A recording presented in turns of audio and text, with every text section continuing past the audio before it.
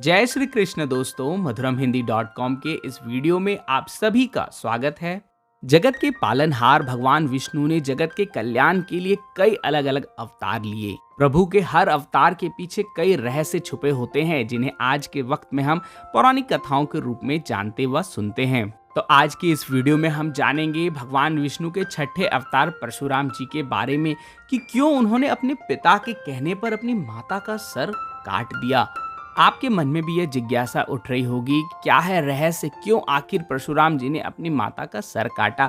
तो इसको जानने के लिए इस वीडियो को पूरा देखिएगा, स्किप बिल्कुल भी मत कीजिएगा। आप इंस्टाग्राम और फेसबुक पे हमारे पेज को जरूर फॉलो करें, और अगर आप ये वीडियो यूट्यूब पे देख रहे हैं तो हमारे चैनल मधुरम हिंदी को सब्सक्राइब जरूर करें। और ऐसे ही रोचक जानकारियों को पढ़ने के लिए आप हमारी वेबसाइट मधुरमहिंदी.com पे जरूर आएं। परशुराम जी भगवान विष्णु के छठे अवतार माने जाते हैं। शास्त्रों के अनुसार परशुराम जी का जन्म वैशाख मास के शुक्ल पक्ष की तृतीया तिथि को हुआ था। इस दिन को अक्षय तृतीया के नाम से जाना जाता है। उनके पिता का नाम जमदग्नि और माता का नाम रेणुका था, और उनके 4 बड़े भाई थे। परशुराम जी को न्याय देवता मानने के साथ उन्हें आवेशा अवतार भी कहा जाता है। इसी आवेश, क्रोध स्वभाव तथा पितृभक्ति के कारण एक दिन उन्होंने अपनी माता का सिर काट दिया था। तो आइए जानते हैं इस रहस्य के पीछे की पौराणिक कथा को कि क्यों परशुराम जी ने काटा अपनी माता का सर। एक बार परशुराम जी की मां रेणुका आश्रम के पास नदी में स्नान करने गई थी। वहां पर उन्होंने राजा चित्ररथ को अन्य अप्सराओं के साथ स्नान व क्रीड़ा करते हुए देखा। राजा चित्ररथ दिखने में बहुत ही सुंदर और आकर्षक शरीर वाले थे। उनको अप्सराओं के साथ क्रीड़ा करते देख रेणुका का मन विचलित हो गया और वह चित्ररथ को मोहक नजरों से देखती रही। इसी कारण उन्हें स्नान करके वापस आश्रम आने में देरी हो गई। जब रेणुका स्नान करके वापस आश्रम लौटी तो उनके हाव भाव बदले थे, क्योंकि उनके मन में अभी भी वह दृश्य चल रहा था।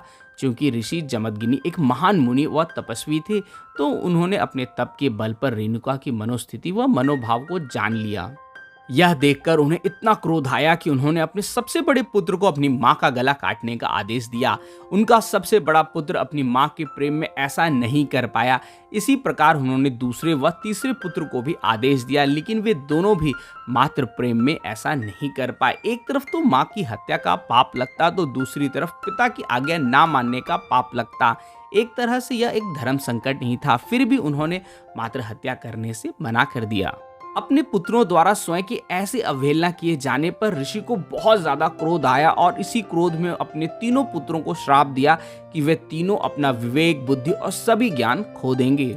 इसके बाद ऋषि ने अपने सबसे छोटे पुत्र परशुराम को अपनी मां रेणुका का सिर काटने को कहा। पिता का आदेश मिलते ही परशुराम ने बिना देर किए एक पल में ही अपनी मां का सर काट दिया।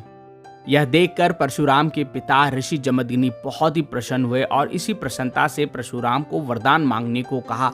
यहाँ पर परशुराम जी ने समझदारी से काम लेते हुए अपने पिता से 3 वर मांगे।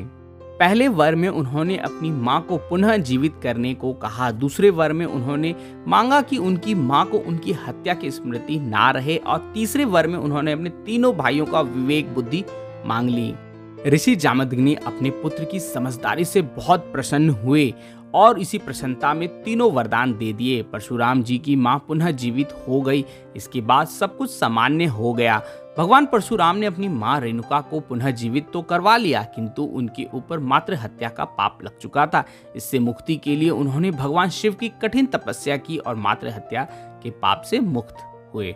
आशा करता हूँ आपको रहस्यों से भरी हुई यह जानकारी पसंद आई हो। वीडियो पसंद आया हो तो लाइक जरूर करें, और कमेंट बॉक्स में अपना सुझाव हमें देना बिल्कुल ना भूलें। मिलते हैं मधुरमहिंदी.com के अगले वीडियो में। तब तक आप अपना और अपनों का ख्याल रखें। जय श्री कृष्ण।